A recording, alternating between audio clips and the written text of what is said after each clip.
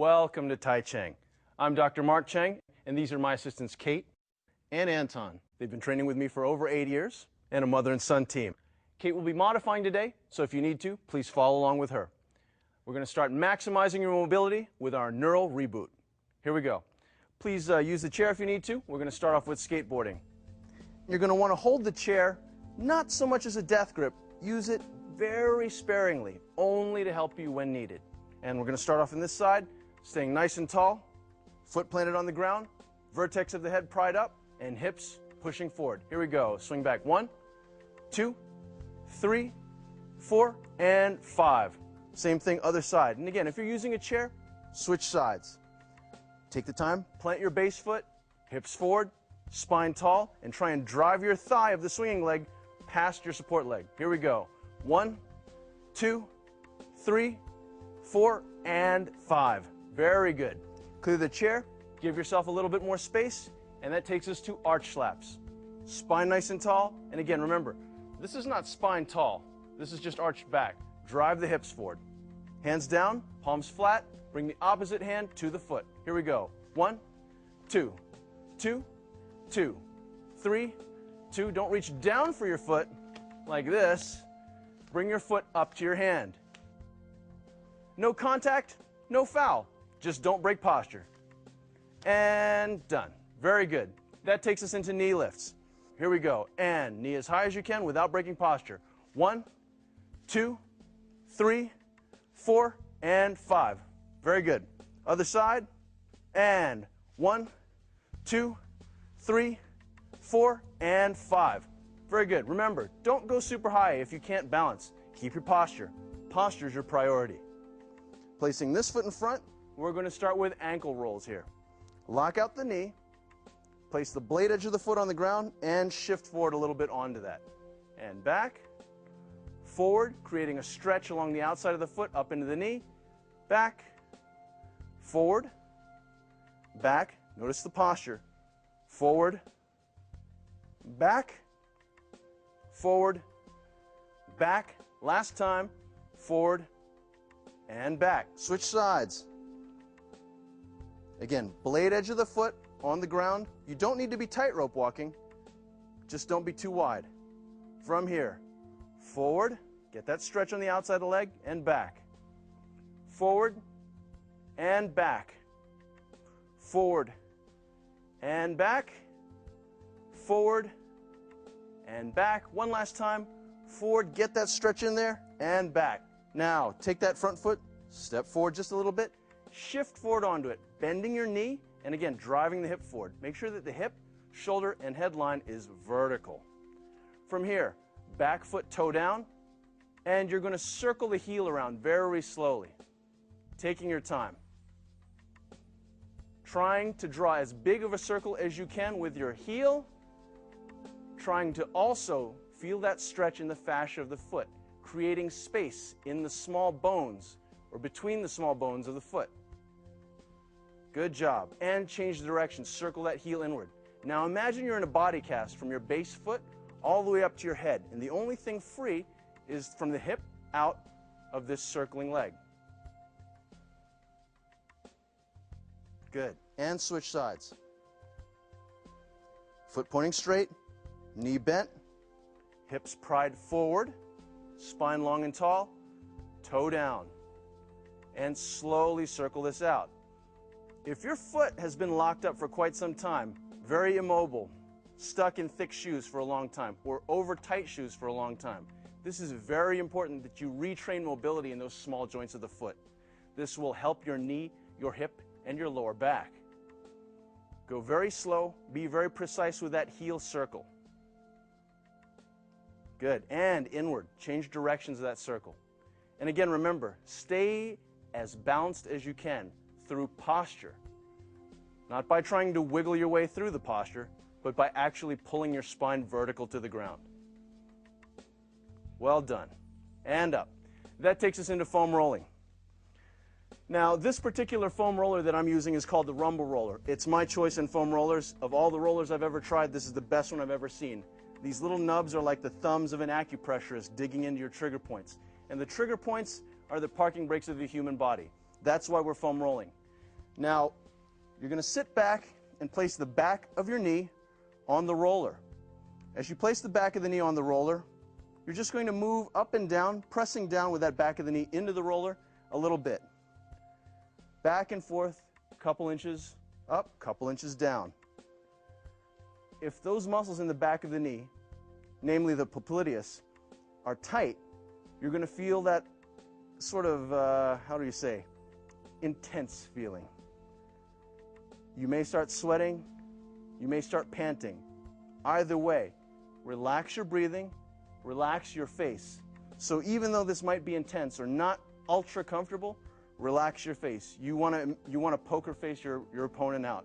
And if you've got trigger points, the opponent is pain. Good. Switch sides.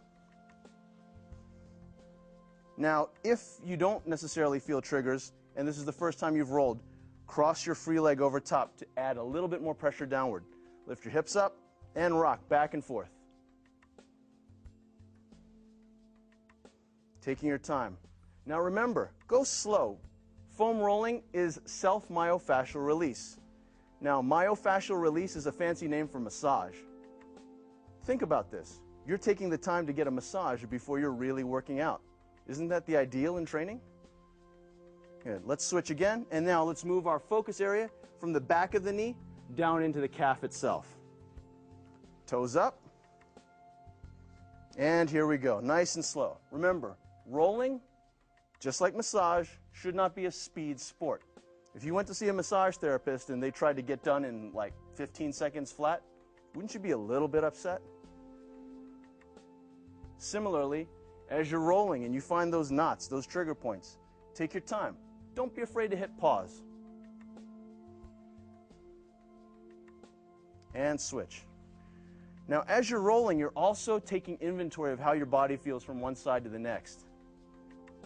If one side is especially triggered up, make note of that. Spend a little bit more time on the side with more triggers. Now we're going to go to the medial side of the calf. The inside of the body is medial, towards the midline. The outside is the lateral part. So to roll the medial side of the calf, you're going to turn your big toe inward and downward and roll.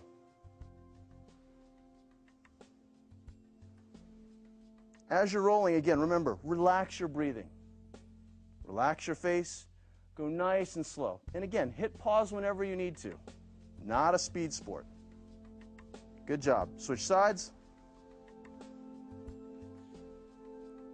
And rolling it back and forth. Nice and easy. If you think about it, if you've got a roller, you've got a massage therapist at your beck and call. Sounds pretty luxurious, doesn't it? Good job. And now we're going to go lateral towards the outside of the leg. So take the pinky side and turn that down towards the roller. And go back and forth, nice and easy. For a lot of us, you'll find that actually the lateral side is a little bit more intense.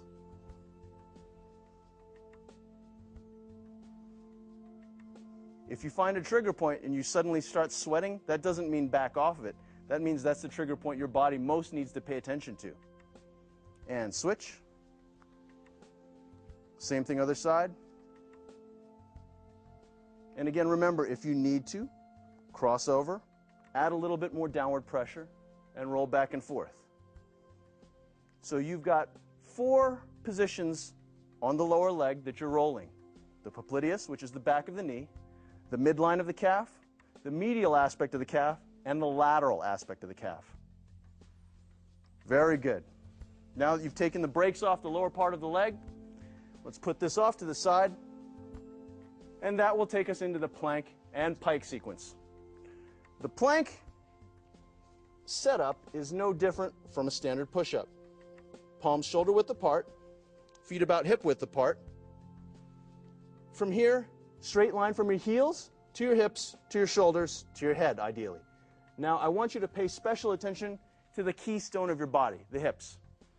In this case, if the hips are sagging downward, you're straining your lower back.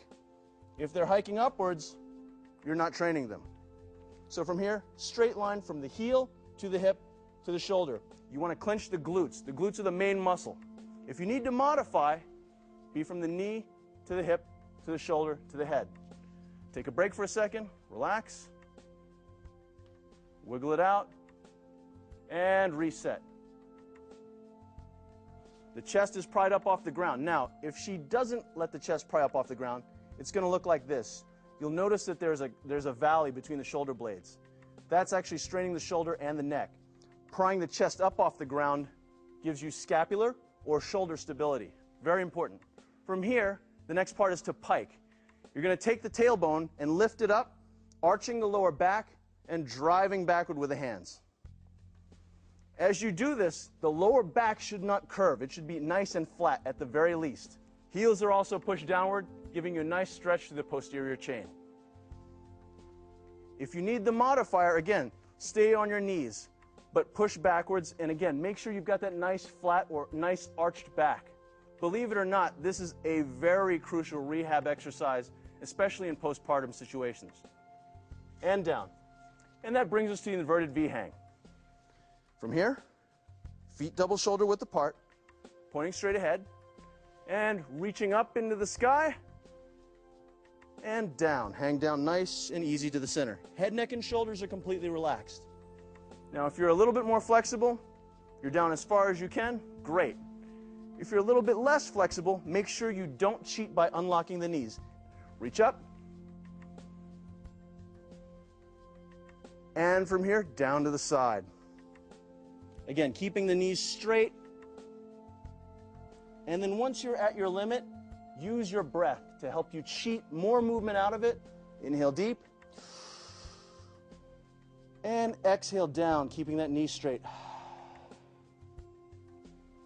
Good. Back up. Driving the fingers all the way up into the ceiling or the sky or whatever happens to be above you. And down. To the other side. Again, making sure the knee is locked straight. Go to your end point. Inhale deep. Hold. And exhale.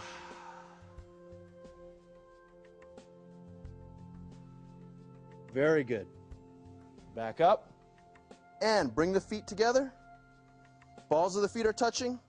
Ankles and heels are touching. We're going to go through slow knee bends right now. Palms on your knees. Knees are still straight. And slowly bend your knees as much as you can. Your feet need to stay completely flat throughout the course of this exercise. Moving as slow as possible. If you can go down much further, great, but only what you've got with control. Now, slowly up, same rate of speed. And not relying on the hands to push, but the hands are just there as landmark.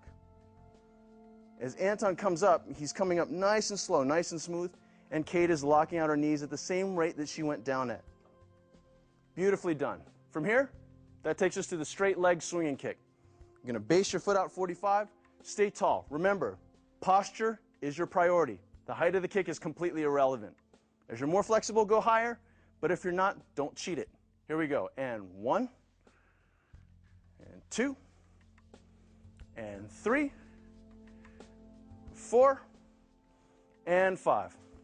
Good. Switch. Same thing other side.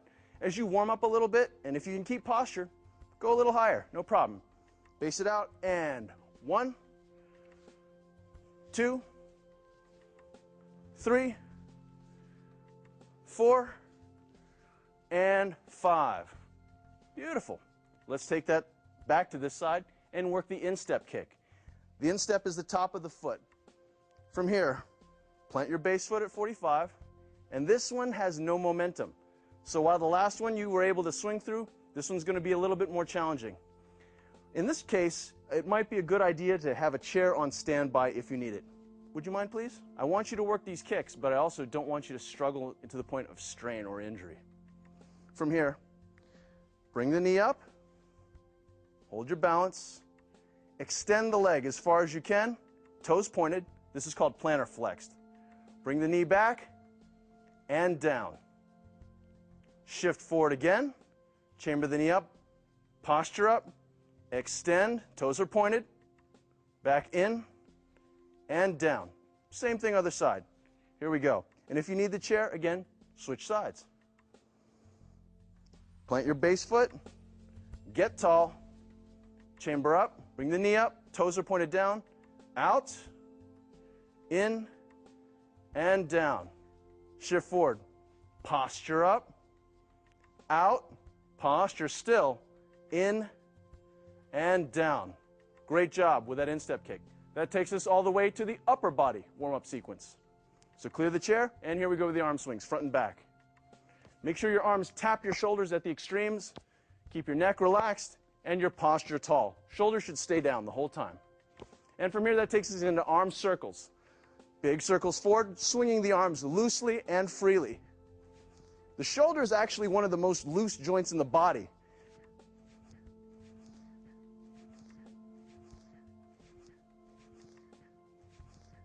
Go backwards. You want to restore that range of motion, so fight for the range of motion. Work on this.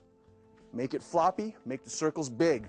What you don't use in terms of range of motion, you lose. And down. From here, shoulder circles now. Big circles forward. Take your time, go through maximum range of motion, but still try and keep posture. Push the vertex of your head up into the ceiling, not your forehead, the vertex, the tippy top, not this. Make those circles very smooth, but very big. Backwards, same thing. Max range of motion, super slow, super smooth, super precise.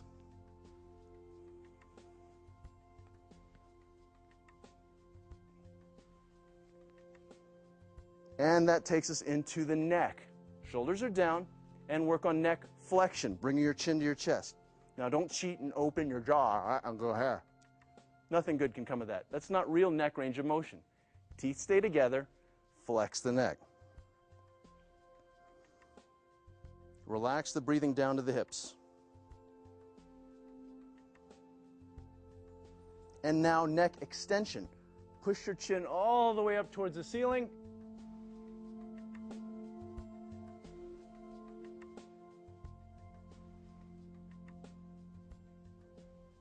Good. Back to neutral. And lateral flexion. Tip to the side, keeping the shoulders nice and flat. And if you need a little tactile cue, take the earlobe and pull it straight up. Some of you may have flashbacks. I don't know, did your mom do that to you?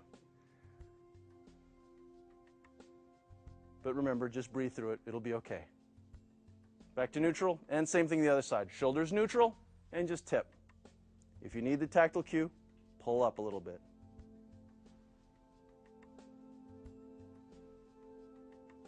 And again, remember, when you hit your end range of motion, breathe. Good. Come back to neutral. Now rotation. We're going to turn our head as far as we can towards one side and the other. One and the other. Don't whip your head and neck. Nice and smooth. One and the other. And as you're rotating, get tall. One and then the other. Beautiful. Great job on that neural reboot. Now that you've maximized your mobility, let's develop your dynamic motion control with Tai Chi.